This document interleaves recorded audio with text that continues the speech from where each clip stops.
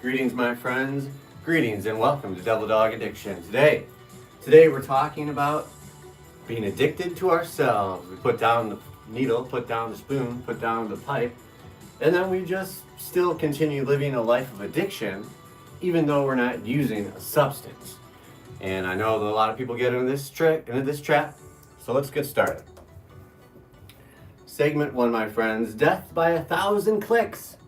Addicted to ourselves. Of course, this episode is going to start with something that we rarely like to do, that we definitely don't like to admit, because admitting this, well, it would force us to slow down a little bit. It would force us to chill out. It would force us to not be so outraged. Because addiction, it hasn't gone away. It didn't get cured. It hasn't really changed. It just got smarter, right? A lot of people think, oh, I'm not an addict, if it means that you're not underneath the viaduct, underneath the bridge, shooting up dope. No. Addiction is more than just a substance. So we're going to get into a little quicker. So we have learned how to hide things, hide addiction, of course, inside things that are normal. Normal being the word that can be thrown around loosely these days, right? That we can take things that are justified, that are rationalizable, things that are meaningful, and they still make us feel busy. They make us feel like we're doing something. They make us feel like we're being productive, but we're not actually being productive. We can spend entire days stuck watching something or watching someone else, and what do we call it? We call it rest. We call it engagement. We call it staying in the know. We call it being knowledgeable, right? We say, oh, I'm just getting informed. I'm getting informed, even though we stay stuck hour after hour after hour. Sometimes we break it up with some little things, but quite often we just bounce from one screen to another, to another, to another.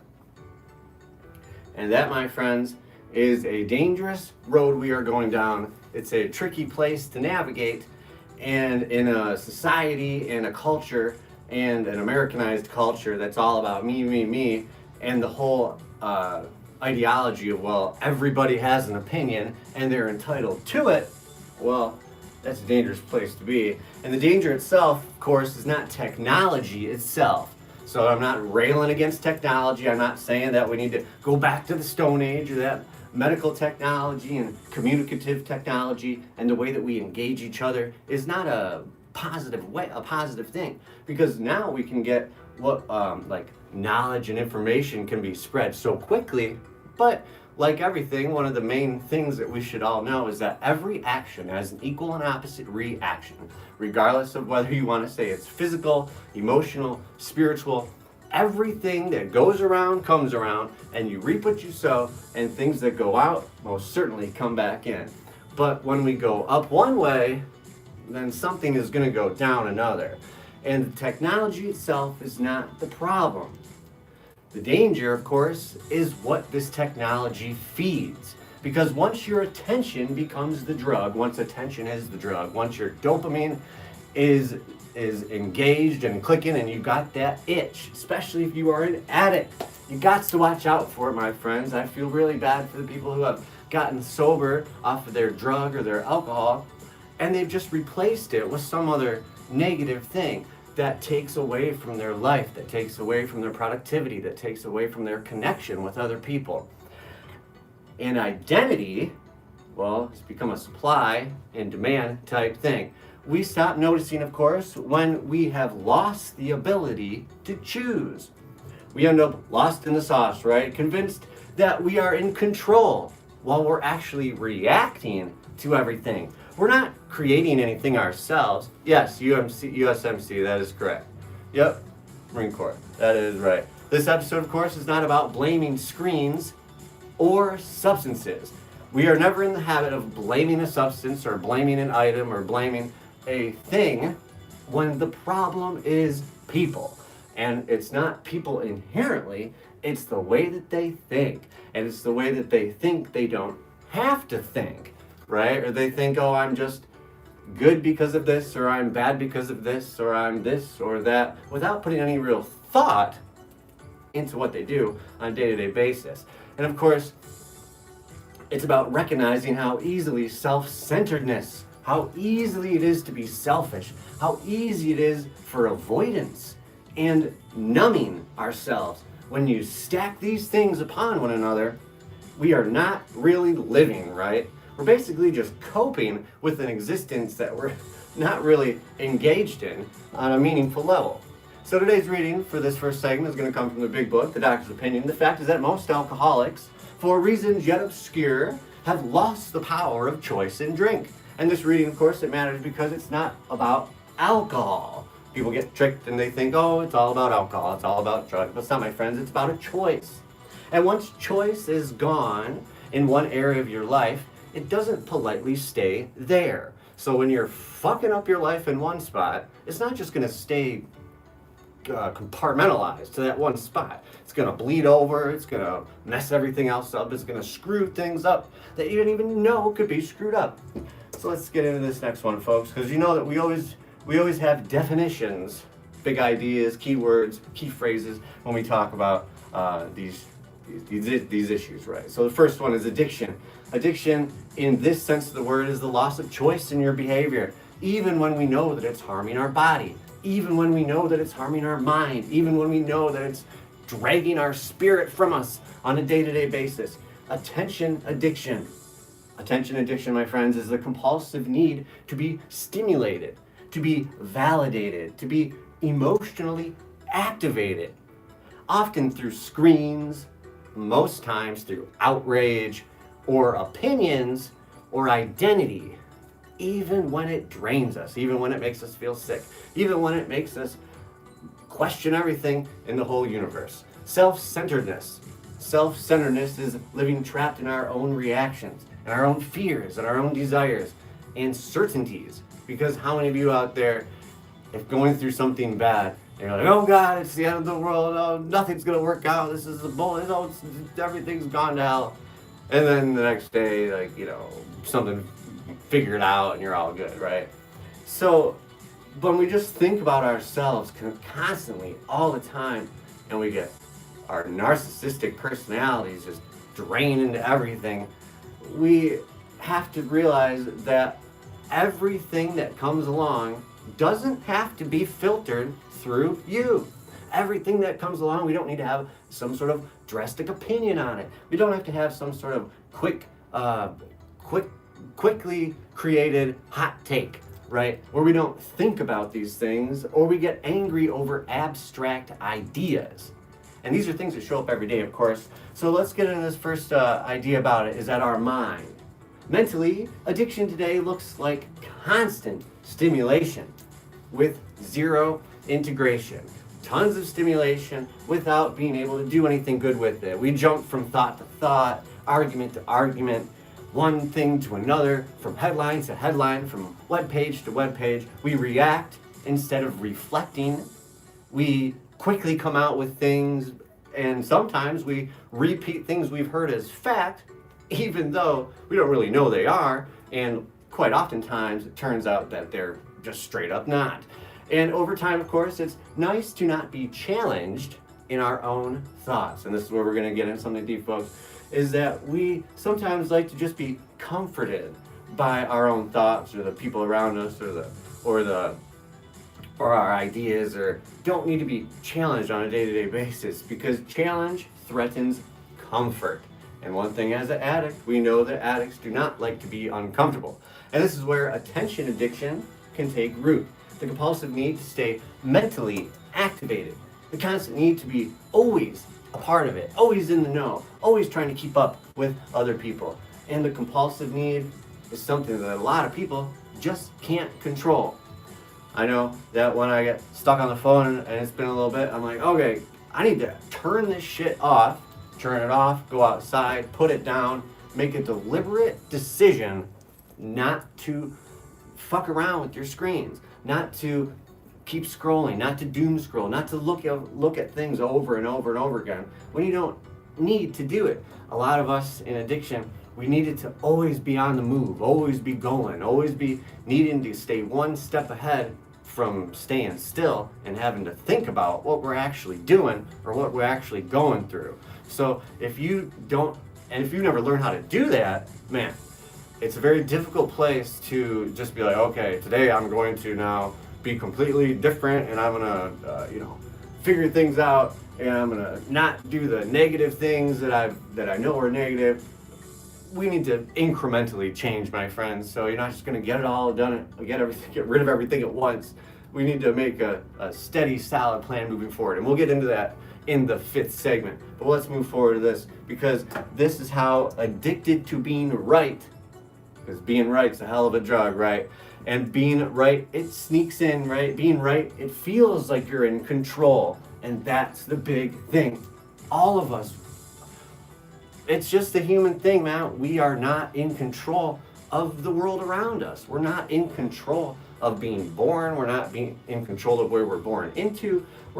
We have so much lack of control. We know that lots of mental health issues, we know that things that stem from trauma are related to the feeling of lack of control. So, first and third Marine vision, and some good time in the wing. Gotta love that.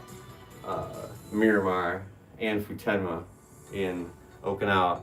But being right, it feels like control, it feels like safety, and these are the things that people want. People want safety. People want to feel like they have a purpose. People want to feel like their kids are going to be safe. People want to feel like they have the right to be safe on a day-to-day basis.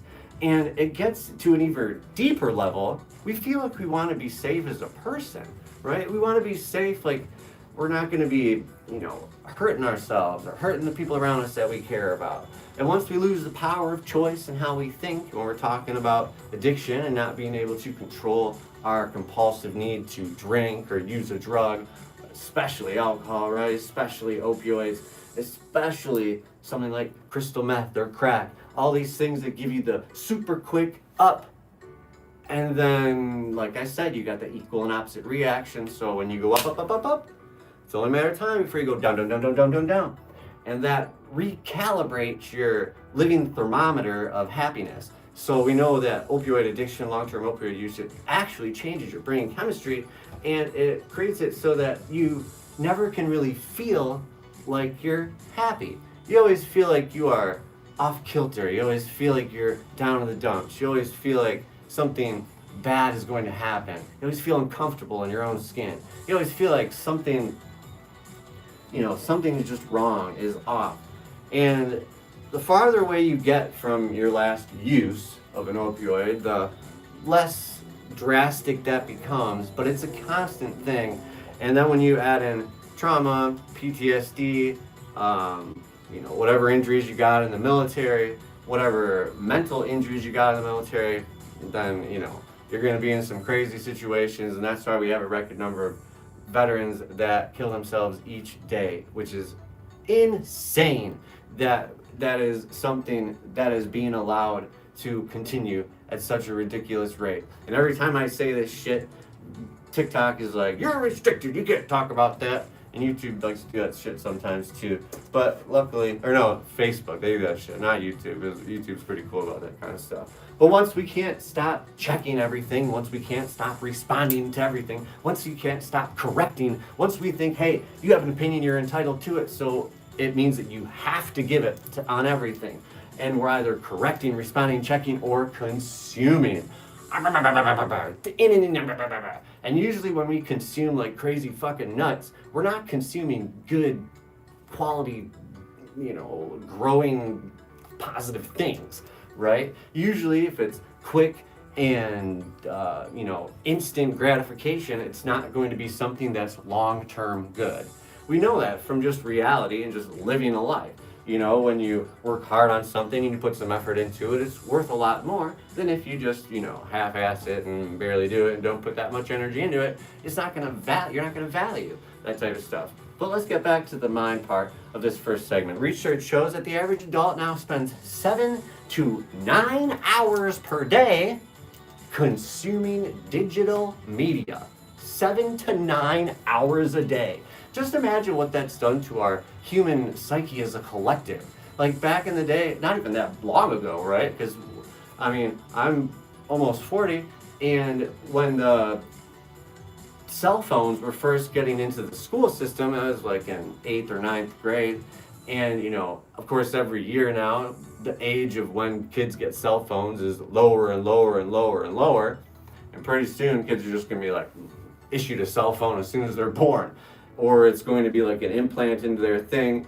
And I mean, the technology with the medical technology and the cameras everywhere. And this isn't like a conspiracy, like, oh God, we gotta watch out. I mean, I was in the military, so I mean, I'm definitely in the system. There's no way I'm ever gonna be like out of the system. So you might as well find a way to work within it. But either way, 7 to 9 hours a day of just munching down those digital cookies, friends, with higher exposure, of course, linked to increased anxiety. Go figure that, right? Decreased attention span. That's right, because if you always have that quick attention, quick need, it's just going to get worse and worse and worse. And pretty soon, like the average attention span of people, it just keeps going down and down and down and down.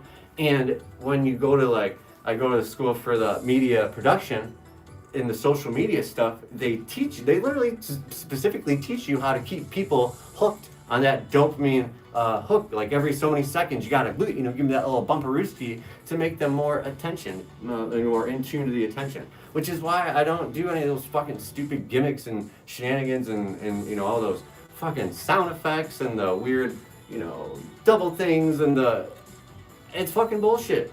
It's not real talking. It's not real communication, and that's everything that's wrong with the internet. And the main reason why I wanted to do these shows in general was because we needed some sort of, balanced reality checking, logic-based talking that that can kind of balance some of these things out, because people are getting their fucking news from social media, which is insane. Don't do that. Don't do that at all. Never do that. That's crazy. Use the social media as like a secondary thing to, communicate with people and to build good communities. But this whole reduced capacity for deep thinking, decreased attention span, it's not a character flaw. It's not because people are bad. It's not because they're stupid. It's not because they're too young or too old or too naive or too out of it. No. It is conditioning. It's social conditioning. And whether it's purposefully being done by people that own the media or control what we consume on a day-to-day basis for information, or if it's just a natural occurring way of, how society has evolved, that some of these things we're just along for the ride. It's not like we can really control some of these things, and if people think they can control these things, a lot of times it's just an illusion, and it's and then a lot of times, of course, the people who have the most money control quite a bit of things, because they can always, get other people to fuck things over for them, because a lot of people do have a price, which is why I try to encourage people to not be so focused on the value of money. Of course, we need money for, food and shelter and that type of stuff, and of course everybody wants to go on a little vacation-rooney and travel around a little bit, but to have billions and billions and billions of dollars and just to keep that shit in a fucking bank doesn't make any sense to me if you want to say that you care about the world, or you care about community, or you care about things in general. But it's just lip service a lot of times. And the body is what gets the brunt of some of this punishment, because the body is, of course, where mental obsession cashes out. Your brain might be going 1,000,000 miles a minute, but the body is the one that's going to take that damage. Once the mind is overstimulated and self-centered, that's right, folks, stimulated and self-centered, once everything revolves around me.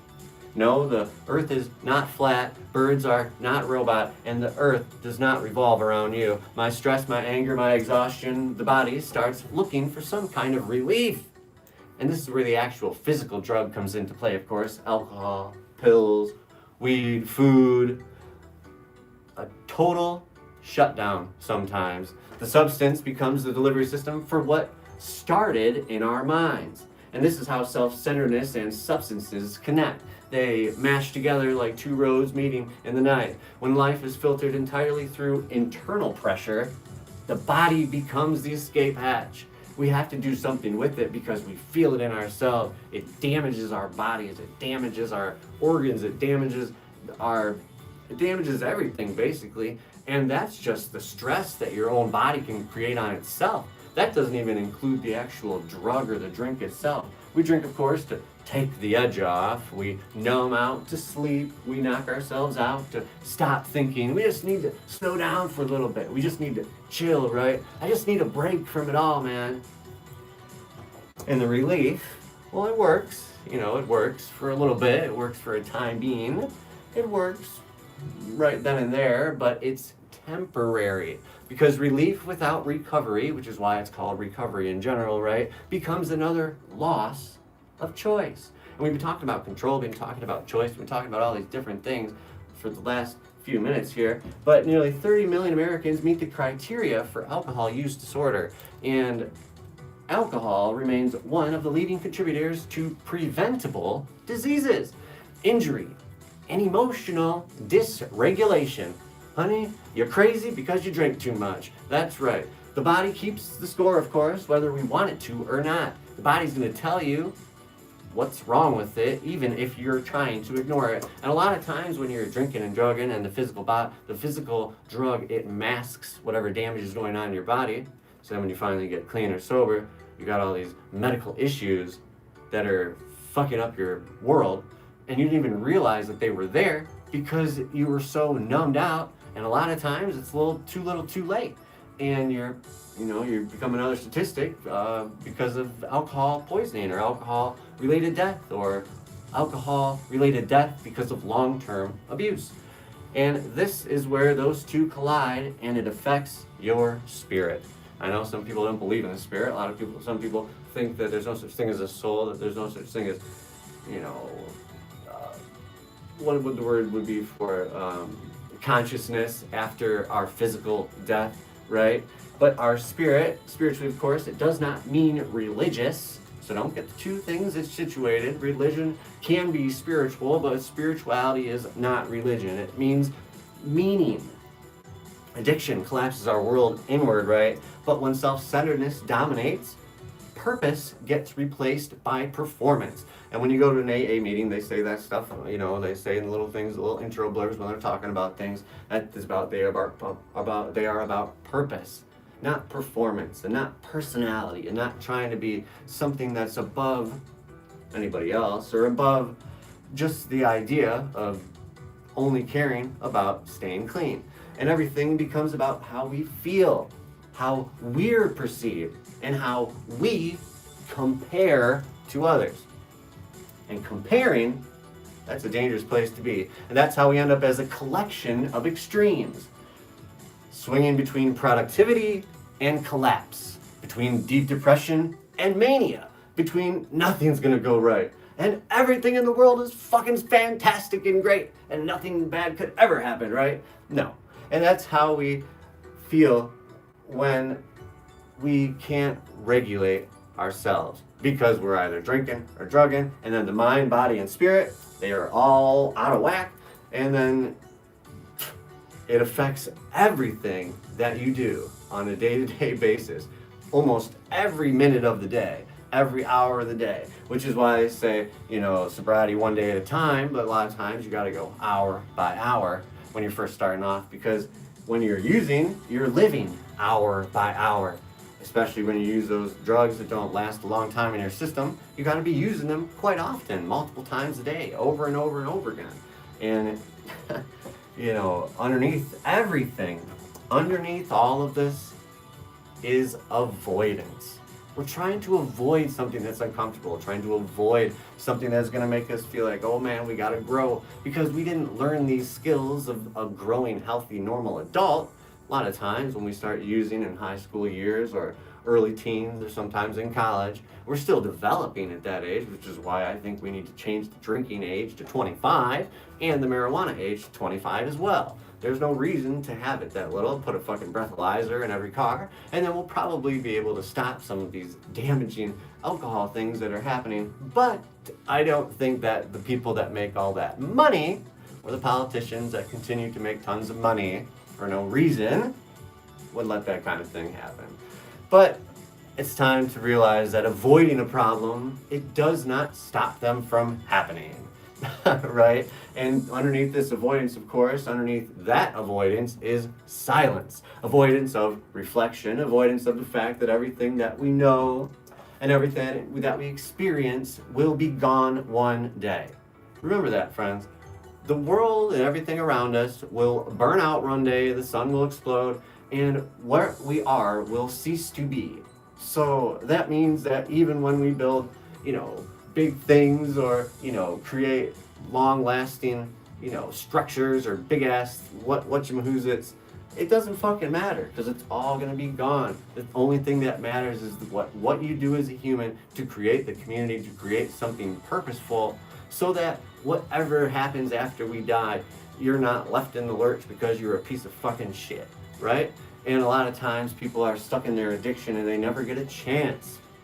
They never get a chance to find redemption. They never get a chance to do something good. They never get a chance to fix some of the problems that they made.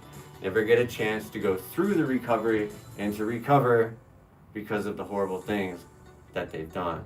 And it sucks, and it's no good, and it's really frustrating. And that's why when you are in recovery, and if you are lucky enough to have found addiction recovery, if you're lucky enough to get off the bottle, you're lucky enough to get off the needle, then you should be going out there and reaching out to people that are in their addiction. Gotta give back.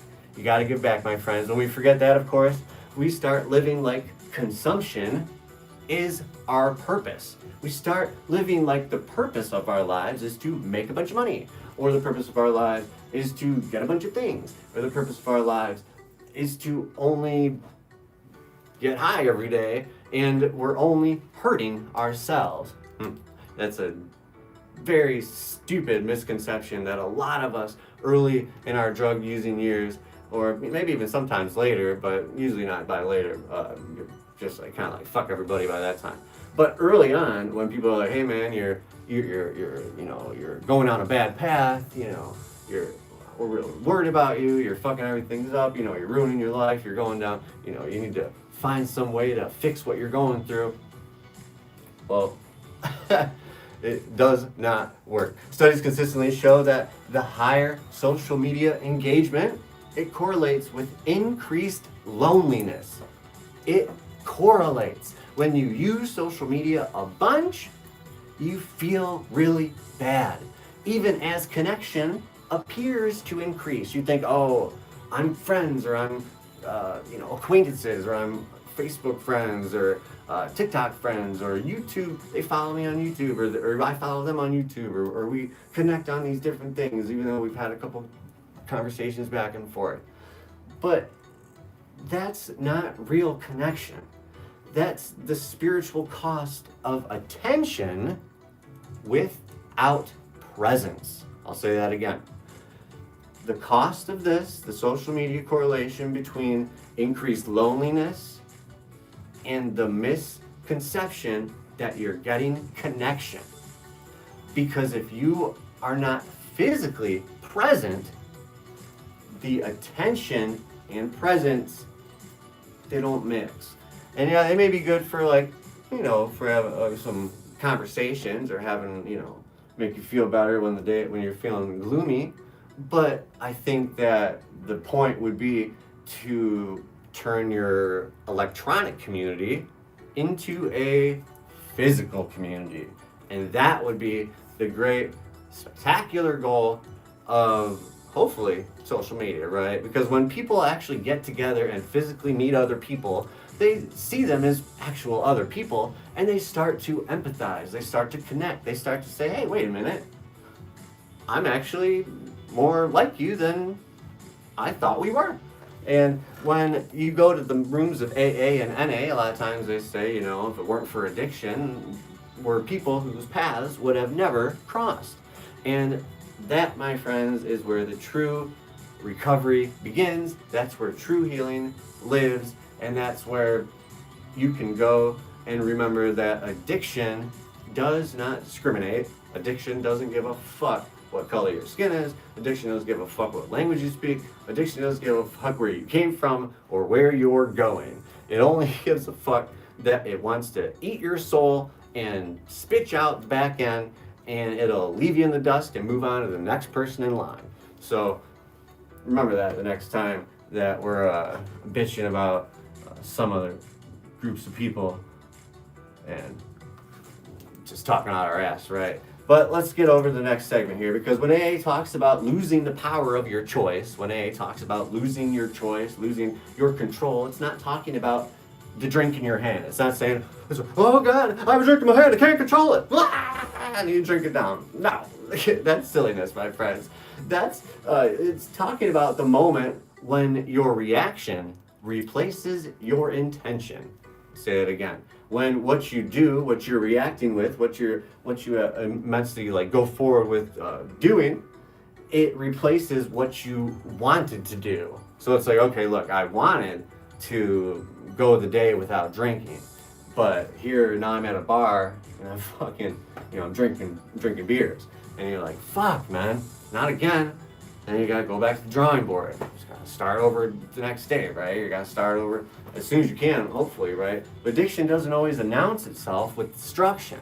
Addiction doesn't always say, hey everybody, I'm here, check me out, and fuck up your life in one big glorious explosion, right? Sometimes it shows up as normalization, as well, this is just how things are now. I've heard that shit, and it fucking pisses me off when people say that, because that is just a lazy way out, and it's a bullshit way of living your life.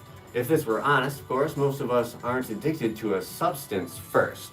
You know that, right? We're addicted to the relief. We're addicted to the idea of the relief, and then we're addicted to the relief itself.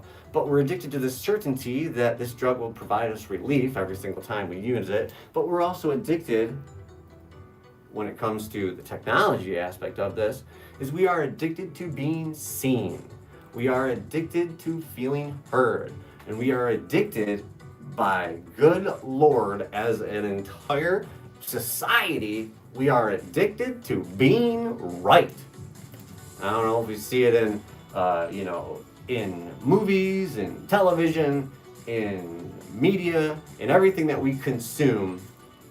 Being right is valued above, learning a lesson or growing, or helping this person or helping that person, or showing mercy or showing grace, anything like that. Being fucking right is the bee's knees. And then on top of that, winning, and even if it's not just like healthy competition, which of course you need healthy competition, you need some sports, you need some good old-fashioned games, you need to not going to be like, okay, everybody gets a fucking participation ribbon, get out of here. You gotta do some work, you gotta try to beat someone else in the competition. But we're not talking about healthy competition. We're talking about life. We're talking about in our social groups. We're talking about, well, actually in this sense of the word, we're talking about online, which is an even crazier premise to try to do that. Try to live your life feeling either good or bad off of, responses from people that you don't even know if they're real people or not, right? And of course, we're addicted to ourselves. We are addicted to what we do, and we're addicted to hoping that other people like what we do. And once this loop is in place, the relief, certainty, see me, be right, addicted to myself, the substance just finishes the job, So before, of course, before you argue about politics, culture, technology, or good Lord, philosophy or philosophic morality, the real question becomes simpler. And because this question is simple, it makes it a little bit harder. Have we lost the power of choice?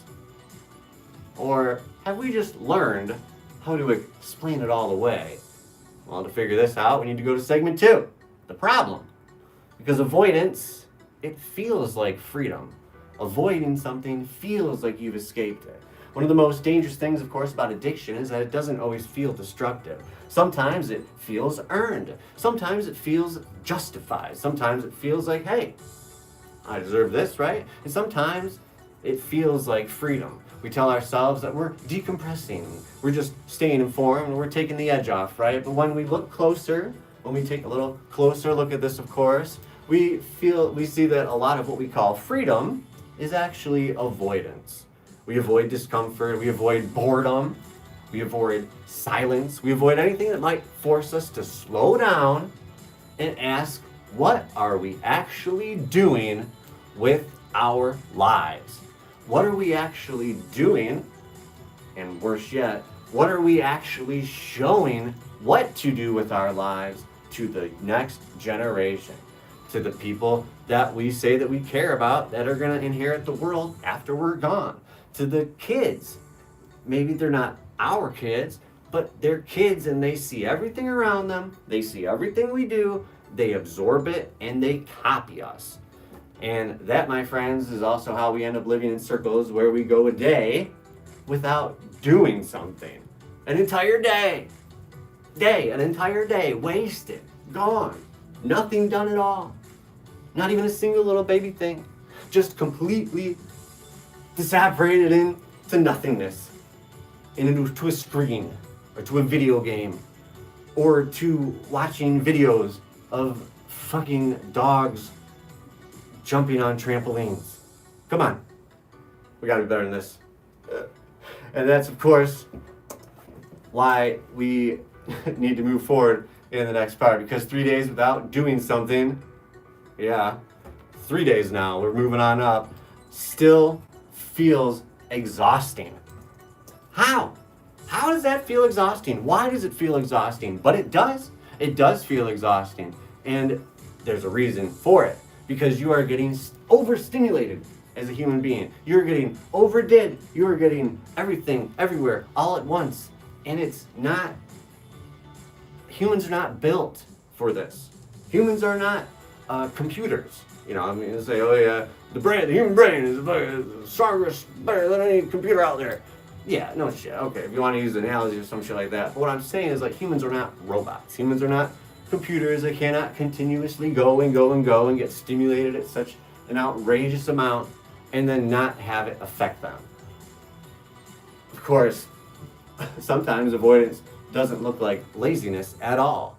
It looks like constant engagement, right? You're like, oh God, I'm really doing something all fucking day long. No, but the longer we stay there, the longer we stay stuck in this screen zombie-like state, the harder it becomes to notice that we're losing the power of choice, that we're losing the power of our own control, of the things that we can't actually control. So let's get into the next reading, right? Big Book, Chapter 5, how it works. Selfishness, self-centeredness. That, we think, is the root of our troubles. That's right, friends. Selfishness and self-centeredness. These are things that people don't like to talk about. These are things that are uncomfortable. They don't make us feel good. They're definitely not very American, right? We don't, you're supposed to be just for yourself and strong just for yourself and be a lone wolf and a strong top dog and the one and only, right? But this reading, of course, matters here because avoidance of these things doesn't come from nowhere. It's not a regular human thing, you know? Usually I would think that the usual human thing would be to adapt and overcome and find a way to push through and persevere and get over something and figure it out. But we have grown as a culture, we've definitely grown out of, the avoidance that has grown in our culture. It comes out of this self-centeredness, not selfishness, of course, as cruelty. It's not, I only care about myself because I'm cruel or I'm evil or I want to, screw you over or you're bad. I mean, there's definitely people out there that want to do that shit. But I don't think that the majority of people fall under that banner, right? But self-centeredness as the center of our own gravity. But what I mean by that is what keeps us grounded to our ground, right? Mentally, well, maybe this will explain a little better. Mentally, avoidance shows up as attention addiction. You know, the definition we talked about earlier. The compulsive need to stay stimulated so we don't have to sit with ourselves. We fill every gap with noise. We scroll. We argue. We argue with people we don't even fucking know.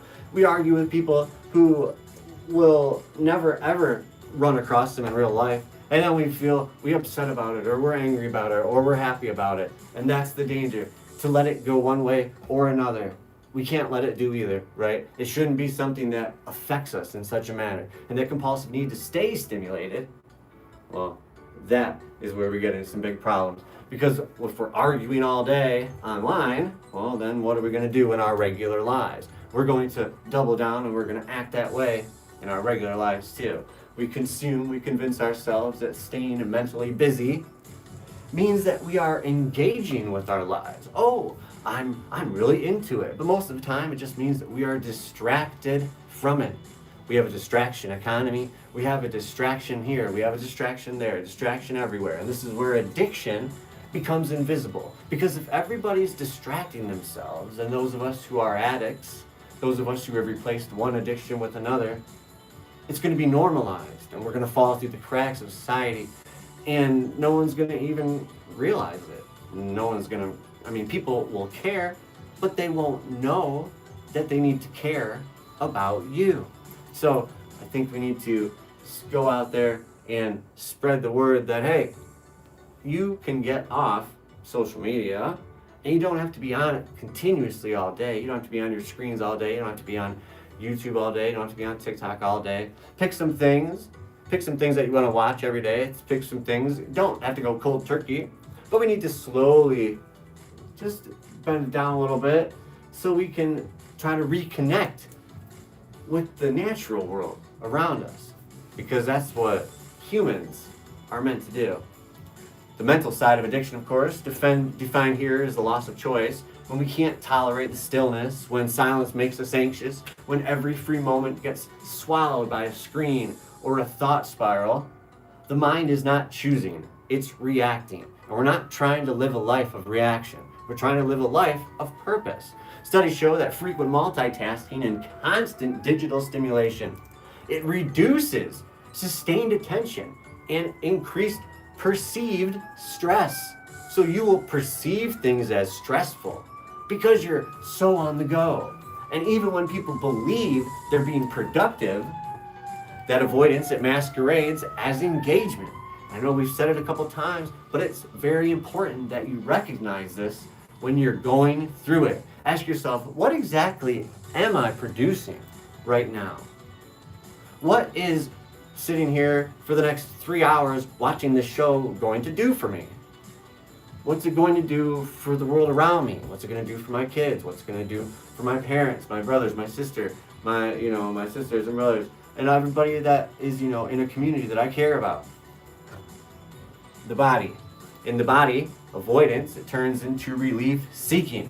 We said this earlier, that when your mind needs that relief, your body is the thing that you feel it in you. You feel that it needs you. And once that mind gets overstimulated and self-centered, it's the two things that are combined, right? You're overstimulated and you're feeling pretty selfish now, filtering everything through me, my stress, my exhaustion. The body, it wants out. And this, of course, is where substance comes in and it fills the hole really good. Alcohol doesn't start the problem. It sure as fuck accelerates it. It becomes the fastest way to shut that system down. The drink, the pill, the edible, a binge even sometimes. They all promise that same thing. Quiet. We want to have some peace of mind. And this is where self-centeredness connects directly to physical addiction. We need it now, so I'm going to do it, I'm going to give it to myself, and now I'm addicted to that shit. Because I'm actually getting some sort of relief that I'm looking for, it's happening right away, and now you're in a world of hurt, right? And we don't ask what we need, we ask what will knock us out and numb us the fuck up, right? We're not like, what do I need, on a healthy level to process this or to process what I'm going through and to not have to feel it, a whole bunch moving into the future. Because friends, when you use the drug to get your instant relief and your instant distraction, your instant get away from the situation, well, when the drug finally wears off or the alcohol finally goes away or when you finally run out of money and you can't get high anymore, The problems are still there. The issues are still there. And right now they're a lot worse than they were before. So, alcohol, of course, related deaths in the US have risen sharply over the past decade. Stress, isolation, and normalization as drinking cited as major contributors. Relief, my friends, instant relief. It has consequences. The spirit, though, the spirit is willing because the spiritually avoidance, it shrinks our world. When everything revolves around escaping discomfort, purpose gets postponed. And we know that to get that true spiritual peace, you need to have a purpose. You need to have a purpose that actually builds something positive in the world, or else it will suck the life out of you and you'll feel bad about it and you'll always be chasing it. Sometimes people think that what they're chasing because it's, other people are like, oh yeah, you're doing a great job, or oh wow, I'm so jealous of you, I'm so envious of you, oh I wish I had what you, I want what you have. Now that is a very powerful drug when someone is envious of you. And that's probably why in the Bible they talk about trying not to be envious of people, right? Because it's going to make you sick, it's going to make you feel bad. And social media is the world of envy, because people are posting things on there that isn't their real life. They're putting on things, they're putting on airs, they're putting on shows, they're putting on a bullshit look so that people can look at them and be like, oh wow, they got it all together. Oh, they're doing so good. Oh wow, look at how good they're doing.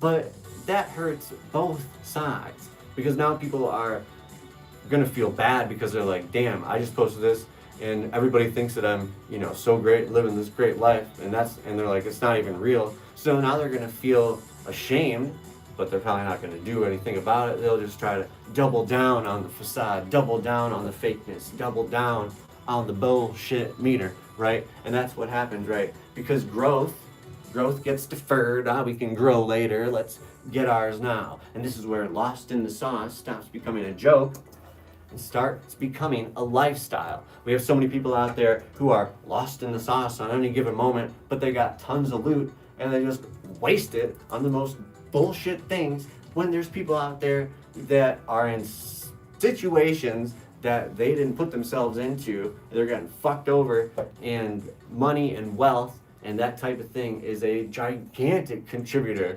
to the addiction and unhealthy living and, addiction to screens, because we've been telling people, hey, you need this, and if you don't have this, it means that you're not as good as everybody else, and so everybody feels like shit, and everybody's trying to live one step ahead of where they actually can be, So we tell ourselves that we're going to deal with things later. We deal with things when we're less tired, right? We'll deal with things, we'll tell our things that we'll deal with them when we're less stressed. We'll deal with things when we've chilled out a little bit. We'll deal with things when we're more ready to deal with them, right? But later, when we said we're going to deal with it, it just keeps moving forward. And this is the spiritual cost of attention addiction. We mistake stimulation for meaning. We mistake comfort for fulfillment. And slowly, of course, we stop asking why we're here at all. I'm sure there's lots of people out there that have not even asked themselves that question. What's the purpose of life? Why are we here? What's the human condition? What are we supposed to be doing on a day-to-day basis? Why don't I feel good? Why don't I feel, happy? Why don't I feel peaceful? And a lot of times because we're stuck in addiction, right? Time out, hydration break. Higher levels of passive media consumption are consistently linked to increased feelings of emptiness and decreased life satisfaction. Avoidance and envy and wanting someone else's things and looking at other people's stuff and thinking, oh, I wish I had that, or oh, wow, isn't that nice? It is not going to heal our society. It's not going to heal our culture. It's not going to heal the fractures that we have in our society. It's only going to delay it. So, avoidance, of course, it feels good in the short term. That relief, that instant relief, feels good in the short term, and that's why it works. But when relief becomes the organizing principle of life, when relief and comfort becomes the goal of your life, when relief and comfort becomes what you're trying to achieve, we stop choosing growth. We stop choosing the hard path. We stop choosing the way that is not the easiest. We always take the low road. We take the least common denominator. We lower the bar because, hey, no one else is going to raise it, so why the fuck should we do it too, right? But that is a dangerous, dangerous path that we continue to go down on a day-to-day basis in our society. And it's time that we flip that bar upside down and start raising it a little bit. Because once avoidance feels like freedom, addiction doesn't need to kick the door in, my friends. It just waits for us to stop paying attention, and it trickles on in, and you're addicted, back in active addiction all over again. So it's time, my friends, to move on to segment 3. Being right is a hell of a drug. So if avoidance is how addiction hides, then certainty is how it justifies itself. And this is where things get tricky, folks, because now addiction doesn't feel like an escape anymore. Addiction feels more like a conviction. It feels like standing for something. It feels like truth. We stop asking questions and start issuing verdicts. We start telling people, I don't just have an opinion, I am right. We become these opinions that we keep spreading, and we now are defined by them, and our identity is connected to them. So if someone argues with our opinion, or God forbid, they throw some facts to prove our opinion incorrect, well, that is not good, because we've attached our identity to it, and now it's an attack on ourselves. And if we can't differentiate personal attacks with just us being dicks, well, I don't know where we're going to wind up, but it's not going to be in a good place. And once identity is wrapped around any belief at all, a challenge to it feels like we are being attacked. And a lot of people can't handle that. A lot of people cannot handle feeling like they're being attacked. And that is a specific issue. Oh, sorry, I just put a little I changed a little puzzle piece. But anyway, when our identity is wrapped to a belief, every challenge feels like an attack. And since we haven't learned how to deal with our feelings, we haven't learned how to properly talk about these things, we haven't learned how to properly argue with someone, we haven't learned how to listen and then speak and then listen and then speak and then listen and then speak, and we don't know how to do it, well, that just becomes a powder keg, right? And this is how everybody has an opinion and they're entitled to it, quietly mutates into, I don't have to listen to you, right? And being right becomes safer than being curious. Being right with a group of people that you surround yourself with feels much safer than trying to talk with people who you don't know, or talking to people who have a different view from whatever you've been told is the correct view by the people that raised you or that you're around on a day-to-day basis. And this doesn't mean that parents are bad or community leaders are bad, that schools are bad. No, that's not what this means. It means that we need to be thinking about what we're teaching and not just passing on our rhetoric, not just passing on whatever hate that we've been given from whatever was before us. Most of us, let's get back into the NA basic text on this one. Most of us did not consider ourselves addicts because we did not compare ourselves with real addicts. And this, of course, means that denial doesn't disappear. It's become smarter. Just like avoidance and addiction, like we said earlier, addiction has become smarter. Addiction has become not just a substance, it's become our screens. It's become our attention. It's become information. It's become content. It's become the constant addiction to attention on a day-to-day basis. And our attention spans and our attention levels have gone down and down and down consistently, and it's only getting worse. And this reading here, it matters. It matters quite greatly because it's absolutely fucking true. And we're going to figure out why it's true based on three things: how it affects our mind, how it affects our body, and how it affects our spirit. And in this place, the mind, the mental place, mentally, this is where addiction, of course, defining loss of choice, it becomes completely invisible. We don't think of ourselves as addicted because we're not comparing ourselves to real addicts. We think, oh, it's just a computer screen, it's just a game, it's just a video game, it's just it's just my phone, it's just my iPad. How can that be there's nowhere near that's as bad as shooting, dope, right? There's nowhere near that's as bad as some guy been drinking alcohol. There's no way that's as bad, that's not going to affect my life as negatively as somebody doing drugs. But that, my friends, is the big lie. That A, we're only hurting ourselves, and we'll talk about that later, but B, that drugs are addiction. That whole notion needs to be thrown out and forgotten till the end of time, because it has really screwed over rehabs, it's screwed over the way that addiction is dealt with, it's screwed over doctors, it's screwed over our jail system, it's screwed over so many things because we're trying to stop drugs instead of drug addiction. If we're not passed out, if we're not strung out, if we're not going through withdrawal, if we're not stealing from our moms, if we're not, stealing from babies, they know what I'm talking about, it means that we're not addicted, right? Maybe it means that we are, we're not on our phones all day long because we're addicted to it. We're trying to stay informed. We're just passionate about a subject. Yeah, I'm passionate about it, right? 7 to 9 hours a day. Just engaged? No. But when our thinking becomes rigid because of these things that we continually fill our minds with, it becomes rigid, and disagreement, it starts to trigger rage.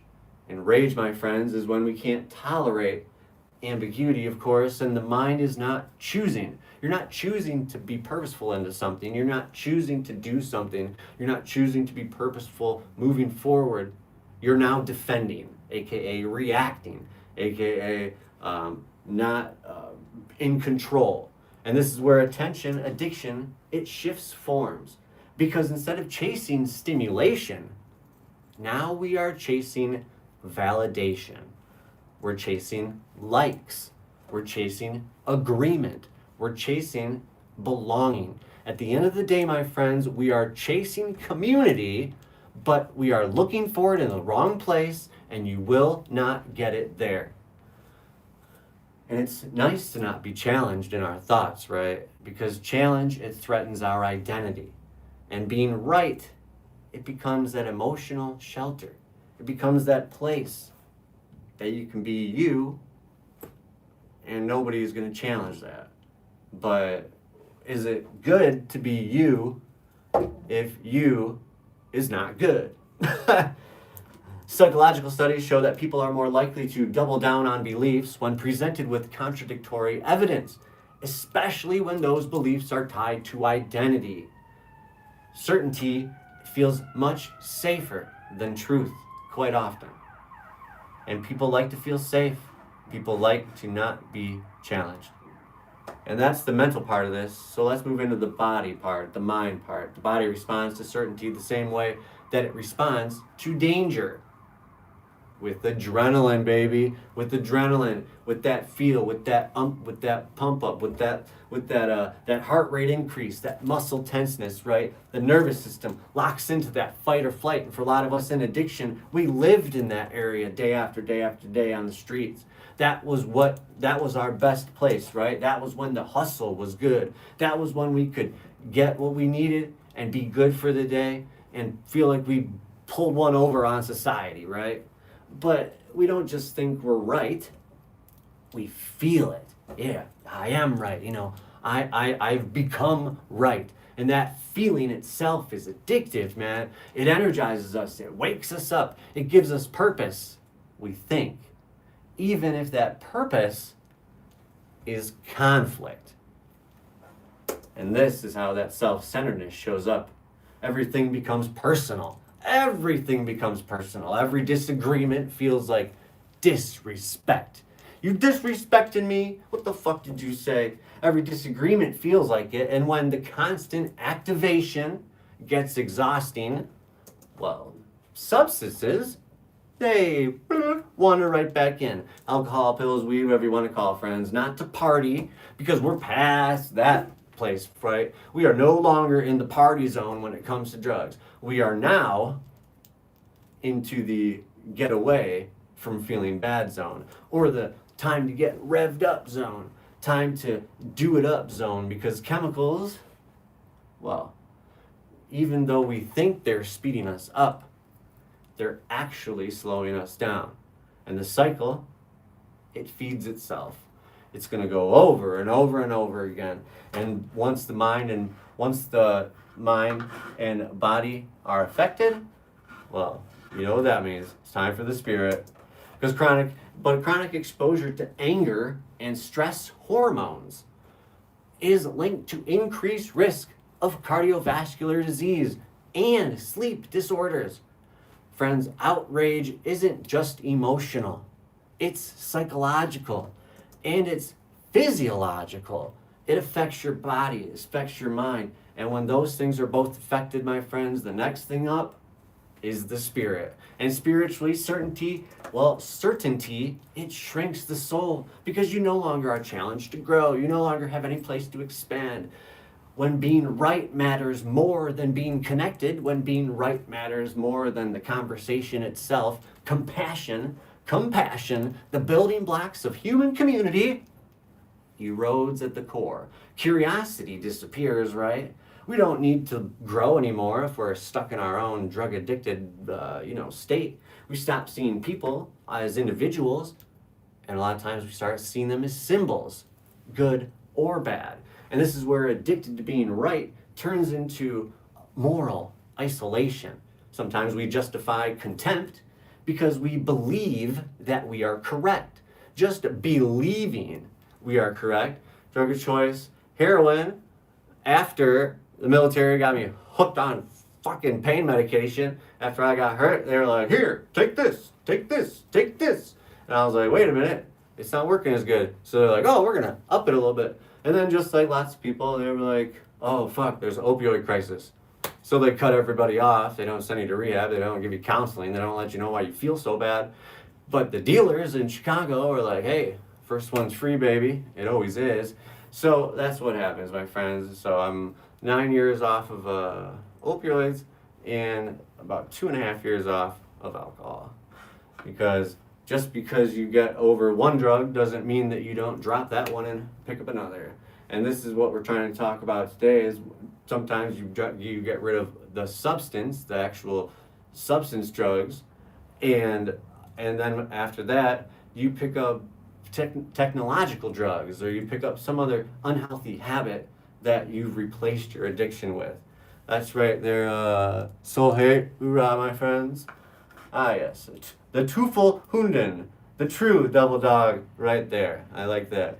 And this, of course, is the deeper layer of addiction. Attention addiction, of course. Not just needing stimulation, but needing superiority.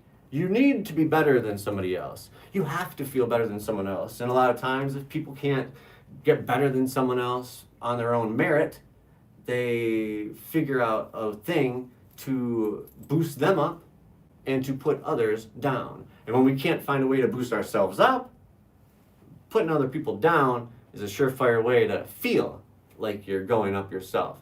But that, my friends, is just lowering the bar. Uh-oh. Oh no.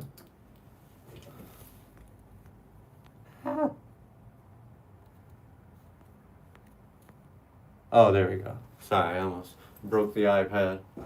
Research consistently links high levels of ideological polarization with decreased empathy. Listen to this again, folks.